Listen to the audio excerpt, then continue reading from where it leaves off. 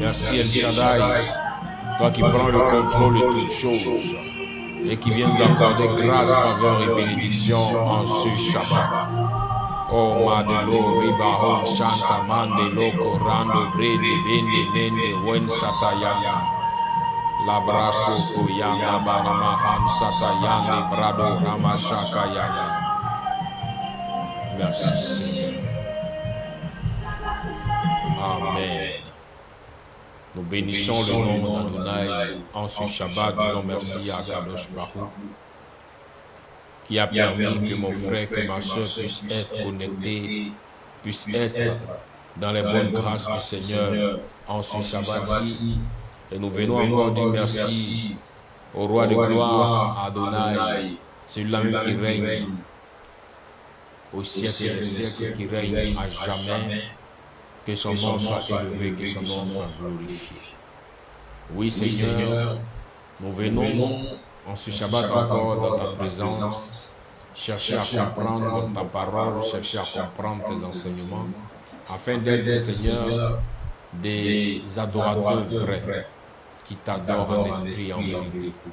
Ayant reçu la connaissance de toi et pouvant la passer aussi aux autres.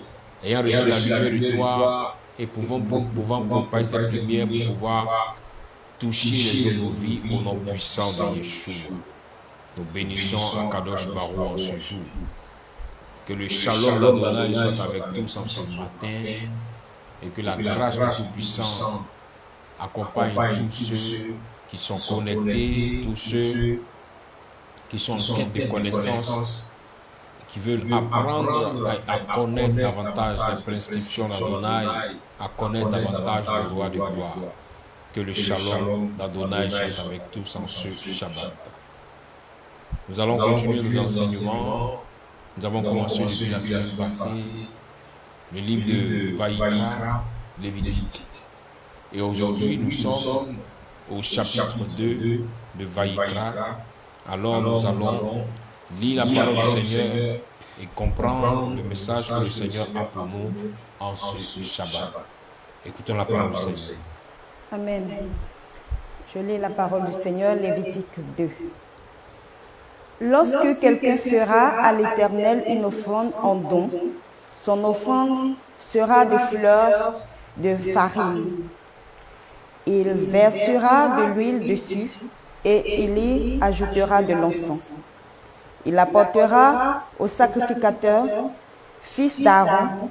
Le sacrificateur prendra une poignée de 7 fleurs de farine arrosées d'huile avec tout l'encens et il brûlera cela sur l'autel comme souvenir.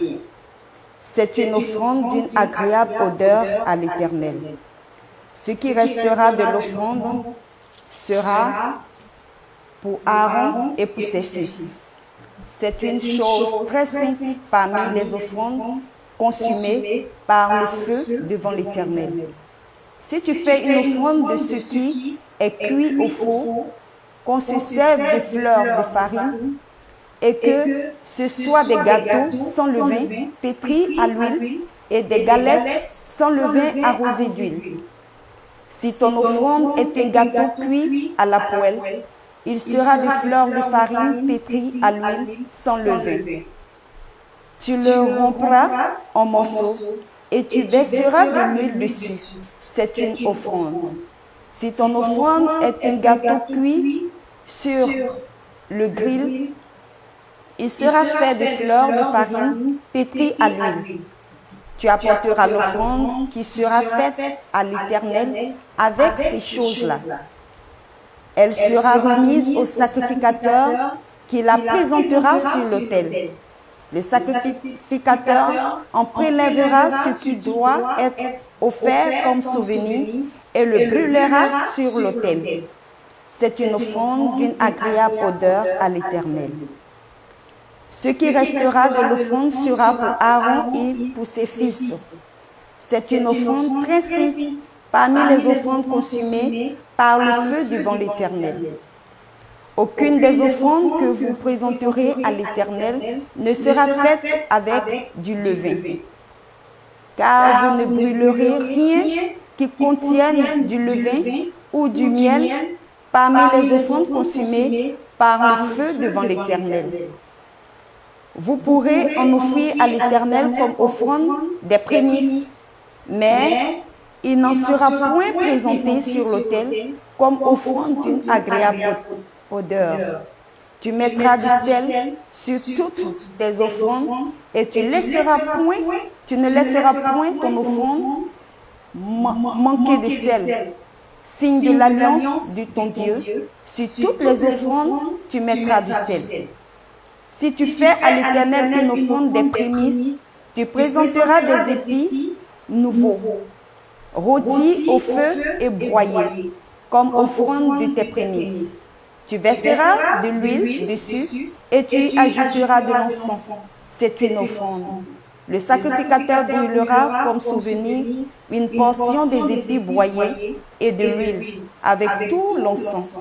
C'est une offrande consumée par le feu devant l'Éternel. Amen.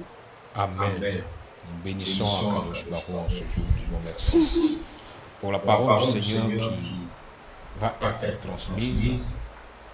Nous demandons à l'Esprit d'Adonai, à Roi Kodesh, de bénir ce temps, de bénir ce moment. Au nom puissant de Yeshua. Toujours dans la continuité des offrandes du Seigneur, nous voyons ici qu'il y a une offrande particulière dont le Seigneur parle. Il y a une offrande spéciale. Il parle de l'offrande de grain, l'offrande de fine farine. Et il dit, ça sera une offrande particulière, une offrande qui va amener un parfum tranquillisant devant Adonai. Une offrande dont le reste sera remis à Aaron et à ses fils. Il dit c'est le saint des saints parmi les offrandes consumées par le feu à Adonai. nous nous demandons pourquoi est-ce que cette offrande est si particulière. Pourquoi est-ce que cette offrande est si spéciale? Pendant qu'il y a eu des offrandes de gros bétail, il y a des offrandes de petit bétail. Et ici, on nous parle d'une offrande de graines de farine, une offrande de fine farine. Donc le Seigneur dit c'est l'offrande la plus spéciale, l'offrande qui est le saint des saints de l'offrande devant Adonai. Mais méditons la parole du Seigneur, nous nous rappelons que, parlant de la farine, cette farine fait mention de la préparation du pain. Pourquoi? Hormis la farine, il parle aussi de ceux qui viennent présenter le pain, qui ne doit pas contenir ni de l'huile, ni du levain, car cette offrande est spéciale. Mais en d'autres termes, cette offrande annonçait la venue du Mashiach. Si vous voulez, on peut appeler ici une offrande qui est rattachée au Mashiach, une offrande qui est rattachée à Yeshua. En ce sens que lorsque Yeshua vient avec ses disciples, il leur dit carrément, je suis le pain de vie. Je suis le pain de vie. Donc ici, il s'agit d'une offrande qui est rattachée à Yeshua. En d'autres termes, une offrande qui est ordonnée et conduite par l'esprit de Yeshua. Et cette offrande est une offrande, elle est l'offrande la plus sainte parmi toutes les offrandes qu'on offre au Seigneur. Nous avons déjà vu ici qu'est-ce que c'était de faire un holocauste, qu'est-ce que c'était de faire une offrande, qu'est-ce que c'était de bâtir un autel. Mais ici aujourd'hui, il s'agit d'une offrande spéciale conduite par l'esprit de Yeshua. Car il dit, je suis le pain de vie, je suis le pain de vie. Et il mentionne, il donne comme ordonnance à ses disciples de ne pas seulement vivre de pain physique, mais aussi de consommer la parole d'Adonai. En ce sens, bien aimé, cette offrande est très importante dans la marche de la foi. Surtout pour ceux qui appartiennent à Yeshua, ceux qui ont trouvé en lui restauration, délivrance, ceux qui ont trouvé en lui action de rachat. Ils doivent faire tout de leur possible pour dépendre de cette offrande de Yeshua, qui est l'offrande la plus sainte parmi toutes les offrandes que nous présentons au Seigneur. Là où nous parlons de l'offrande de Yeshua, c'est une offrande qui vient du plus profond du cœur, car Yeshua lui-même s'est donné en offrande à Adonai sur l'autel du Seigneur. Il s'est offert lui-même comme un sacrifice vivant. Oui, bien aimé, à la croix à Golgotha, il n'a pas manqué de donner sa vie pour nous redonner cette vie-là. Il a accepté de perdre sa vie. Il a accepté de rencontrer la mort pour que nous puissions avoir sa vie, pour que nous puissions avoir sa restauration. C'est lui le plus grand offrande que le Seigneur a pu faire à l'humanité. Voilà pourquoi il est dit que Dieu a tant aimé le monde qu'il a fait don, qu'il a donné son Fils unique, afin que quiconque croit en lui ne périsse point, mais qu'il ait la vie éternelle. Bien aimé, l'offrande de Yeshua est l'offrande la plus sainte de toutes ces offrandes-là. Lorsque nous nous laissons conduire par l'esprit de Yeshua pour apporter à la maison du Seigneur, retenons ceci, c'est une offrande d'une sainteté approfondie, d'une sainteté grandissante, est une offrande d'une grandeur inestimable sur la terre. Oui. L'action que Yeshua a posée, bien aimé, jusqu'aujourd'hui, nous voyons le fruit de cette action se manifester. Il y a plus de 2000 ans qu'il a été crucifié, qui s'est offert en holocauste pour sauver l'humanité. Et jusqu'aujourd'hui, le sang de Yeshua parle toujours. Jusqu'aujourd'hui, l'offrande de Yeshua accomplit des miracles, accomplit des merveilles, restaure des vies, restaure des familles. Alors là où le Seigneur demande qu'il n'y ait pas de l'huile, qu'il n'y ait pas de levain, c'est carrément l'image de Yeshua sur la croix. Il n'y avait pas d'onction d'huile, il n'y avait pas de levain. C'était lui-même qui s'était donné en totalité, en entièreté. Pour te dire, bien-aimé, que tu vas faire des offrandes de gros bétail. Tu vas faire des offrandes de petit bétail. Tu vas faire des holocaustes. Tu vas faire des autels. Mais il y a une offrande qui est la plus importante des offrandes, c'est de t'offrir toi-même comme un sacrifice sur l'autel divin. Yeshua a dit que si vous voulez venir à moi, si vous voulez marcher dans mes pas, que chacun porte sa croix et me suive. En d'autres termes, que chacun prenne le chemin que j'ai emprunté, le chemin sur lequel j'ai été flagellé, le chemin sur lequel j'ai été battu, et j'ai été mené à la croix, et j'ai accepté de mourir pour que l'humanité entière soit sauvée. Aujourd'hui, il est question de toi, bien-aimé, qui doit faire un grand sacrifice, qui doit laisser ce que les hommes du monde diront, c'est une bonne chose, c'est une meilleure chose, t'éloigner du péché, t'éloigner des choses qui sont en opposition à la parole du Seigneur et donner ta vie comme un sacrifice vivant sur l'autel de Dieu. Il a dit que si nous sommes en Christ, alors les choses anciennes doivent être totalement passées. Qu'en est-il pour toi aujourd'hui? Est-ce qu'effectivement la vie que tu menais il y a déjà 10 ans, il y a déjà 5 ans, n'est-ce pas la même vie que tu mènes aujourd'hui? Ou as-tu changé? As-tu changé et as-tu grandi en maturité? L'offrande de Yeshua, et cette offrande dont le cœur tout entier est à Yeshua. Comme l'apôtre l'a dit, que ton oui soit oui, que ton non soit non. Bien-aimé, viens en ce jour, interpeller chaque âme, interpeller chaque vie, disant,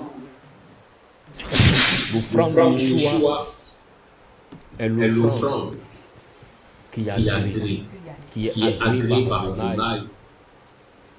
Il dit, c'est le saint des saints parmi les offrandes consumées par le feu à Adonai.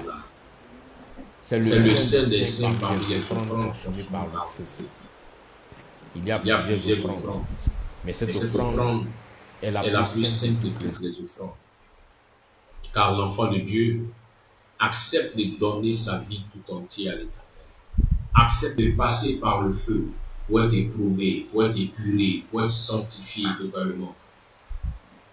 Accepte de faire le sacrifice pour amener plusieurs à voir la lumière divine en elle, en sa vie, et amener plusieurs à aller sur le chemin du Seigneur, le chemin de la vérité, le chemin de la grâce.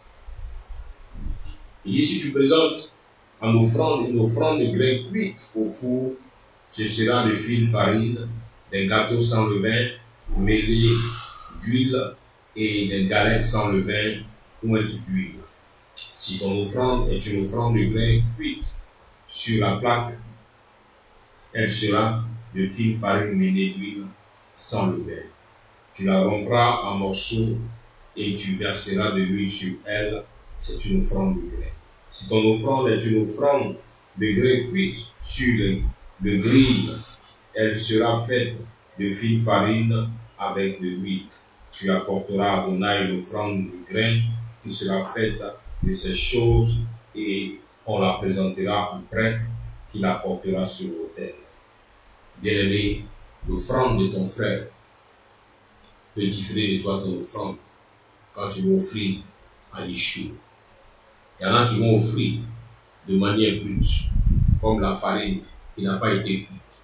Il y en a qui vont offrir comme une farine qui a été cuite sur une plaque. Il y en a qui vont offrir comme une farine qui a été cuite sur le grill. Tout cela dépend des conditions dans lesquelles tu vas offrir au Seigneur. Tout comme fait, je te demande une chose, c'est d'offrir ton corps tout entier à Adonai, d'offrir ton être tout entier à El Shaddai. Ne regarde pas pour dire, ah, mais comme lui, dès le départ, il n'a pas hésité, il a offert ce qui était brut, alors comme moi, je n'ai pas ce stade-là, ce n'est plus la peine d'offrir. Non, il faut toujours offrir à l'Éternel. Quand on veut être agréable au Seigneur, il faut offrir sa vie à l'Éternel. Il faut offrir son être à l'Éternel. Il faut offrir son âme à l'Éternel. Et si cette offrande qui montera sera bien parfait, agréable à Adonai, c'est une offrande sainte, très sainte, en ce sens que tu n'as pas regardé au monde et aux choses du monde, mais tu as accepté de t'offrir en sacrifice vivant à Adonai. Oui, bien-aimé, cette offrande diffère des autres offrandes, car cette offrande est ce que j'appelle l'offrande du cœur, parce que tu offres ta vie pour Adonai. Désormais, comme il est dit, si je vis, ce n'est plus moi qui vis, mais c'est Yeshua, c'est Mashiach qui vit en moi, c'est Christ qui vit en moi. Alors désormais, si je reconnais que Christ vit en moi, si je reconnais que la lumière divine est avec moi, cela sous-entend que ma vie ne m'appartient plus. Cela sous-entend que mon être ne m'appartient plus, mais là où j'appartiens à un maître, désormais, c'est ce maître-là qui doit conduire ma vie. Là où j'appartiens à Mashiach, je n'ai plus le droit de faire ce que je veux. La seule chose que je dois faire selon l'apôtre Paul, c'est que je dois m'abandonner entre les mains du Seigneur. Je dois accepter d'être l'esclave du Seigneur. Ainsi, je verrai que lui me conduisant me conduira toujours, non seulement à la volonté du Père, mais me conduira à la justice, à la vérité et à la sanctification. Tu pourras offrir au Seigneur tous les biens que tu as. Tu pourras offrir au Seigneur tous les types d'offrandes qui existent.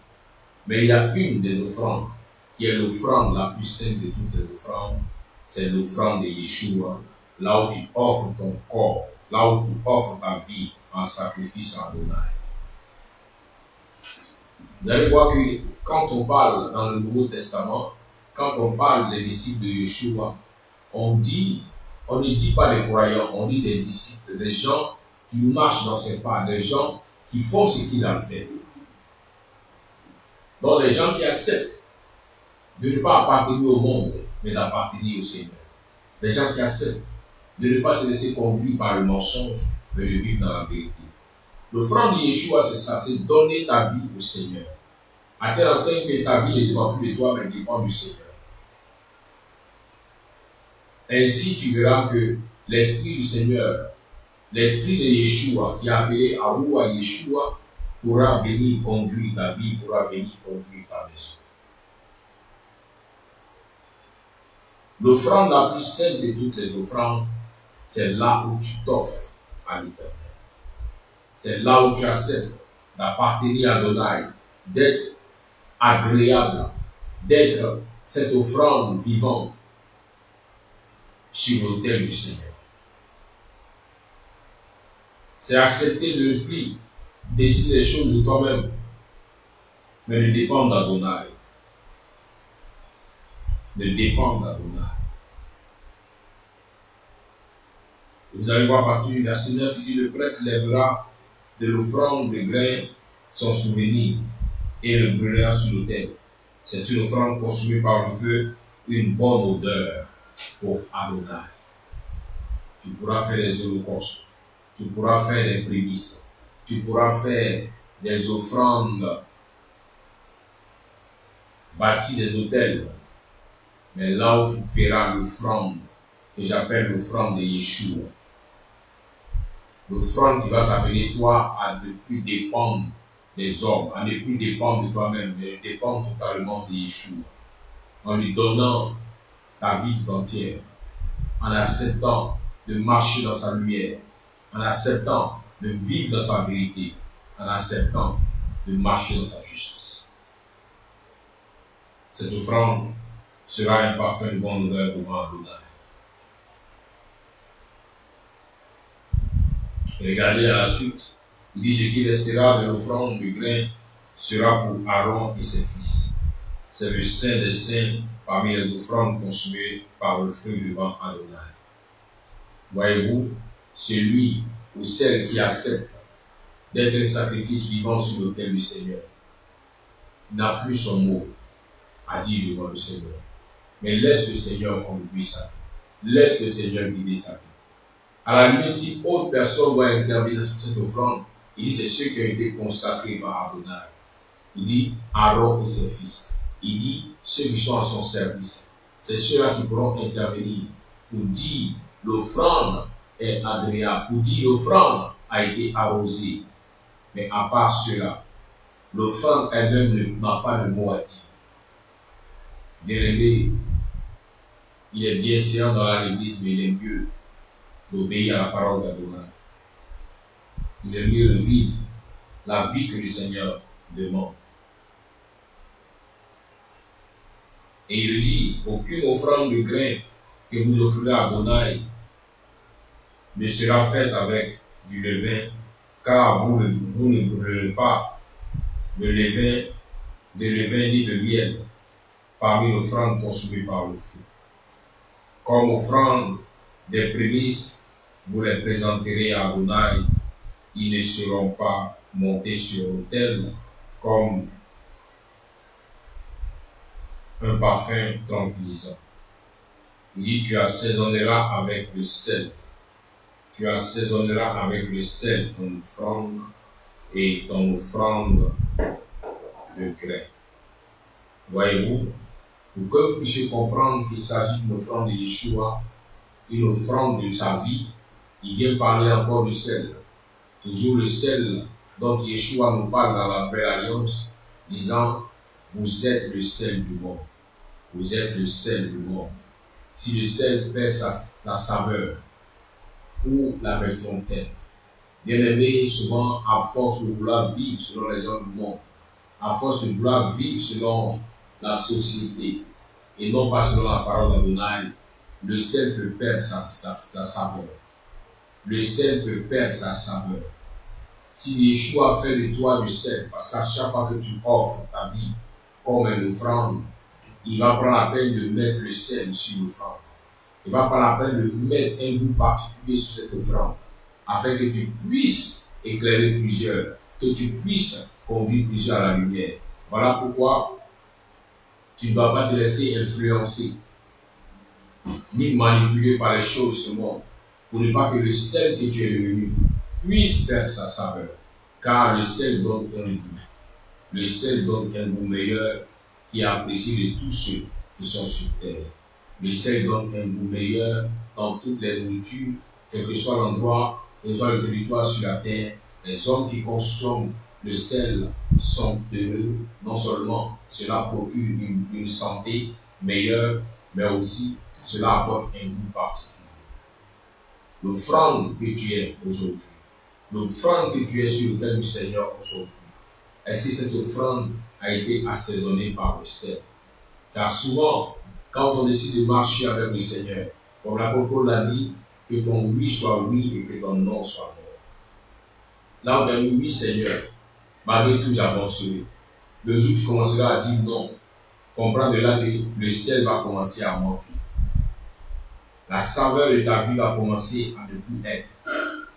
La grâce, l'abondance que le Seigneur a déclarée sur toi va commencer à descendre, à se réduire.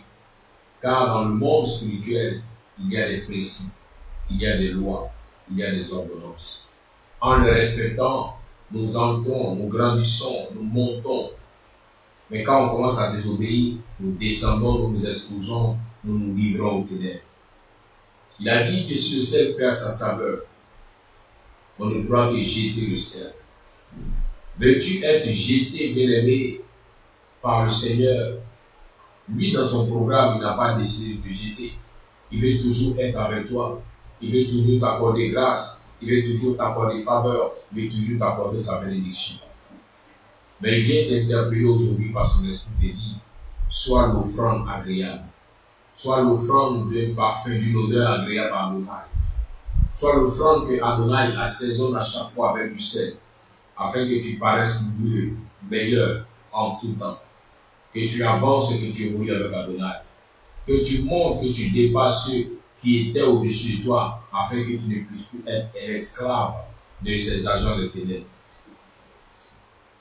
Voilà pourquoi il a dit en Deutéronome 28, verset 13, que tu seras toujours en haut et tu ne seras jamais en bas. Bien-aimé, il est très important d'être en haut. Mais être en haut aussi dépend de comment est-ce que je dispose de l'offrande que je suis. Est-ce que je suis toujours sur l'autel?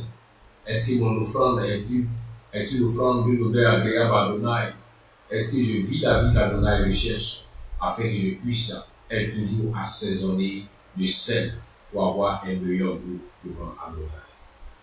Oui, il interpelle et il dit, quand tu vas mettre le sel, regardez bien, au départ, quand tu offres l'offrande, il est interdit qu'on mette de l'huile sur l'offrande.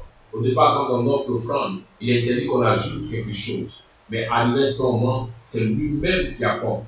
Il dit maintenant, quand l'offrande a été vraiment offerte, elle a été mise sur la grille, elle a été mise sur la plaque de fer, l'offrande a été consumée et chauffée. Il dit qu'est-ce qui va s'ensuivre? Il va maintenant mettre le sel. Et quand tu mets le sel, à la suite, bien aimé, il va mettre quelque chose de plus. À partir du verset 15, il dit, puis tu mettras de l'huile dessus et tu placeras de l'encens dessus. C'est une offrande de grains. Et le prêtre brûlera son souvenir de ses grains broyés et de son huile avec tout l'encens. C'est une offrande consumée par le feu à Adonai. Oui. Il y a ces choses que le Seigneur te demande de ne pas ajouter à ta vie. Il dit, livre-toi seulement en sacrifice. Offre-toi en offrande et laisse le Seigneur même assaisonner ta vie par le sel. Laisse le Seigneur même mettre l'huile maintenant sur ta vie. Qu'il y ait la confirmation que la vie de sanctification que tu as choisie, que la vie de vérité et de justice que tu as choisie, est cette vie-là qui te fait du bien. Ainsi, le Seigneur lui-même pourra apporter ce qu'il faut pour donner de la saveur, pour donner de l'éclat. Voilà pourquoi depuis Béréchit, depuis la Genèse, il est dit dans le premier chapitre que quand le Seigneur a fait les cieux et la terre était informe de vide. Mais une chose, c'est que l'Esprit de Dieu se mouvait, se déplaçait au-dessus de la terre. Il y avait de l'abîme. Et quand le Seigneur a dit que la lumière soit, la lumière fut. Quand le Seigneur a permis que tu découvres la connaissance de la vérité divine, alors ton cœur a commencé à découvrir cela. Il avait fait mention que le Seigneur vit que la lumière était bonne. Le Seigneur vit que la lumière était bonne. Aujourd'hui, Adonai doit regarder à ta vie. Voir que cette vie de sanctification te fait du bien. Que tu n'as pas de regret, que tu n'as pas de remords. Que tu ne puisses pas dire, oh, si comme j'étais resté dans cette vie de péché, j'allais être encore plus heureux, plus heureux. Et j'ai pris la peine de regarder, de voir, est-ce que là où tu as décidé de te donner en sacrifice vivant, est-ce que tu n'as pas de regret? Est-ce que tu n'as pas de remords? Est-ce que tu n'en vis pas encore les choses de Sodome et de Gomorrhe? Oui, ça a été le cas de la femme de Lot. Malgré qu'Abraham a intercédé pour que les anges les fassent sortir de la ville, elle avait du regret. Elle le regrettait. Elle voulait retourner. Pourtant, l'ange avait dit ne retournez pas, ne vous retournez pas pour regarder en arrière. Il y a des moments où le Seigneur veut t'amener à un autre niveau. Il veut t'amener à un autre stade de la grâce et de la délivrance de la bénédiction. Mais il te demande une seule chose. Ne retourne pas les regards en arrière. Il te demande une seule chose. Ne regarde pas à ce qui était passé, à ce que tu as fait dans le passé. Soit disant là-bas facilement, j'avais ce que je voulais. Oui, tu pensais avoir ce que tu voulais. Mais est-ce que tu comprends le spirituel pour savoir que tu as perdu beaucoup de choses, beaucoup d'éléments, tout ce temps que tu as passé là-bas en te laissant manipuler et conduit par les ténèbres. Alors, n'aie pas envie de retourner à ces choses, sinon tu seras asséché. La femme de Lot a voulu retourner pour regarder. Il est fait mention qu'elle est devenue une statue de sel. Elle a été asséchée. Elle a été asséchée. Lot est parti avec ses enfants, sans sa femme, parce qu'elle n'était pas résolue à laisser son ancienne vie. Bien-aimé, là où le Seigneur Yeshua t'a fait la grâce de le rencontrer, de le connaître, de vivre sa restauration, de vivre sa délivrance, n'aie jamais envie de retourner en arrière. N'aie jamais envie de cette vie négative, cette vie impure que tu menais auparavant. Sinon, tu risques de voir que le Seigneur, non seulement ne pourra pas continuer de verser le sel qu'il faut sur l'offrande, de verser l'huile sur l'offrande, parce que c'est comme si tu voulais retourner hors de l'autel. Regarde aujourd'hui comment est ta vie. Le Seigneur a fait sciemment pour que les vents, les tempêtes viennent souffler sur ta vie. Pour voir si malgré les tempêtes et les vents qui soufflent, tu n'auras pas de regret. Dans Bereshit, il dit, Dieu vit que la lumière était bonne. Dieu vit que la lumière était bonne. Là où le Seigneur a la confirmation que cela te fait du bien.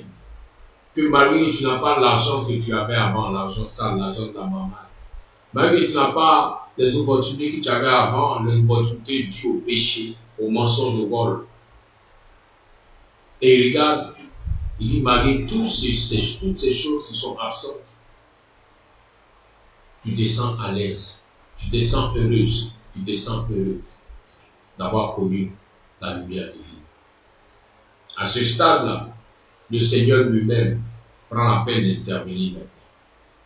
Il dit à la suite de Bereshit, il dit, et Dieu et Elohim sépara la lumière d'avec les ténèbres.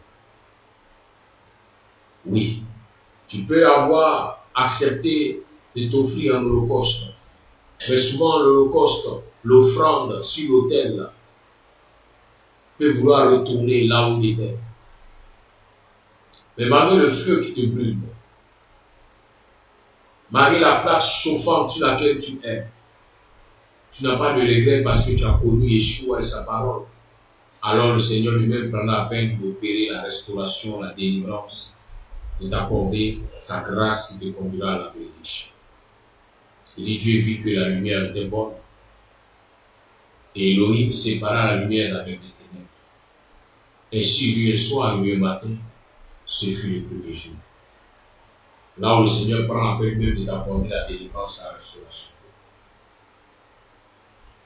Il va permettre que tu puisses maintenant commencer à vivre sa volonté, à vivre sa paix, à vivre sa grâce. À vivre sa paix, à vivre sa grâce. La seule chose que le Seigneur te demande, c'est de t'offrir toi-même, sans oppression, sans obligation, et toi-même d'un cœur sincère, comme l'a dit l'enseignement passé, le bon gré, que tu puisses t'offrir en sacrifice. Désormais, ma vie ne m'appartient plus. Ma vie appartient à Adonai. Alors je ferai les choses qu'Adonai m'accordera par son esprit. Je ferai les choses qu'Adonai a prescrites dans sa parole. Et quand le Seigneur verra que cela te fait du bien, que cela est bien pour toi, il va commencer à séparer les ténèbres de la lumière, à séparer la maladie de ta vie, à séparer la pauvreté de ta vie, à séparer la galère de ta vie. Il va commencer maintenant à intervenir pour que cette offrande qui a été assaisonnée par le sel, que cette offrande qui a été ointe par l'huile, puisse être l'offrande agréable à Adonai, puisse être l'offrande qu'Adonai lui-même décide de présenter comme l'offrande la plus sainte de toutes les offrandes.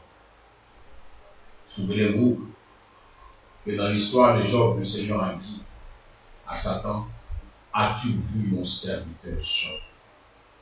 As-tu vu mon serviteur Job? Job était remarqué dans ses actions vis-à-vis du Seigneur. Aujourd'hui encore, bien aimé, il y a de ces personnes qui se font remarquer dans leur sacrifice vis-à-vis du Seigneur. Car malgré toutes les facilités qu'on leur présente, elles décident de sacrifier leur vie sur l'autel du Seigneur, sur l'autel de la justice, sur l'autel de la vérité. Et alors, leur offrande devient cette offrande que j'appelle l'offrande de Yeshua, et l'offrande d'un parfum agréable qui monte devant le trône d'Adonai. Bien-aimé, que cet enseignement puisse te permettre de comprendre que là où on te demande souvent de vivre dans la vérité, de marcher dans la lumière, d'être un disciple de Yeshua, c'est parce que cela te sera très avantageux. Cela sera très avantageux à ta maison. Cela sera très avantageux à ta descendance. Quand tu auras pris la peine de briser certains jougs qui suivaient ta famille depuis des générations. Tu auras pris la peine de te détacher de certains liens qui oppressaient ta maison depuis des décennies. Oui, il est temps que toi qui t'offres un sacrifice vivant, tu sois un sacrifice d'odeur agréable à Adonai. Il est temps que toi qui acceptes de conduire les hommes qui t'entourent Que ta lumière puisse éclairer. Parce que tu deviens une lumière en acceptant d'appartenir en totalité à Yeshua HaMashiach. Ma prière en ce Shabbat, c'est que la paix, que la grâce, que la faveur d'Adonai puisse être avec tous. Que l'esprit de Yeshua, à Yeshua, puisse conduire chacun à vivre la volonté du Seigneur. Car celui qui est un sacrifice appartenant au Seigneur pourra voir le Seigneur assaisonner sa vie par le sel, pourra voir le Seigneur oindre sa vie par lui. Que la grâce d'Adonai, que la faveur d'Akadosh Baruch accompagne tous. T'accorde sa bénédiction ce Shabbat, te donne sa protection à toi et à ta maison en cette saison de fin d'année. Que la paix du Seigneur Yeshua soit avec tous au nom puissant de Christ Jésus. Amen, amen, amen. Sur ce, élève la voix et dit merci à Adonai pour ses bienfaits.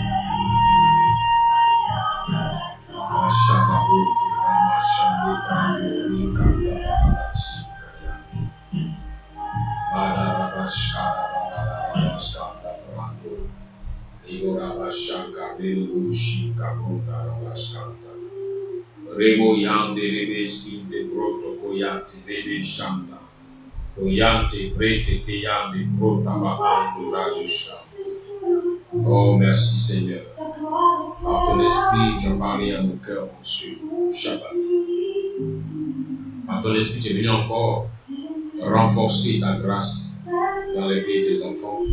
Tu es venu encore donner à mon frère, à ma soeur, de voir et de comprendre que son sacrifice n'est pas vain, mais que tu viendras assaisonner son sacrifice, que tu viendras accorder une onction à son sacrifice, afin, Seigneur, qu'il ou elle puisse expérimenter encore et encore. Merci de bénir tous. Merci de bénir tous et d'accorder faveur et grâce à mon frère et à ma soeur. En ce Shabbat, restaure toutes ces vies. Bénis mon frère, bénis ma soeur, dans le nom de Christ Jésus. Amen, amen, amen. Shalom à tous. Shabbat shalom.